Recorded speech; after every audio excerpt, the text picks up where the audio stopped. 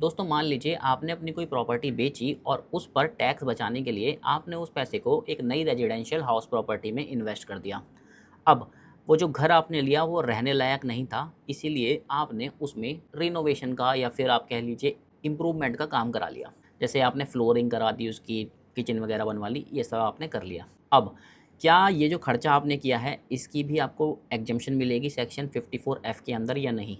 तो याद रखिएगा, ऐसा ही केस एक इनकम टैक्स डिपार्टमेंट के सामने आया और इनकम टैक्स डिपार्टमेंट ने बोला कि सर परचेज़ जो आपने किया है सिर्फ़ आपको वो ही डिडक्शन मिलेगी जो आपने ये रिनोवेशन और या इम्प्रूवमेंट जो आपने कराया है इसका खर्चा सेक्शन 54 के अंदर या सेक्शन 54F के अंदर अलाउ नहीं होगा। तो मैटर पहुंच गया कोर्ट में और कोर्ट ने ये बोला कि लॉ के अंदर लिखा है कॉस्ट ऑफ न्यू एसेट।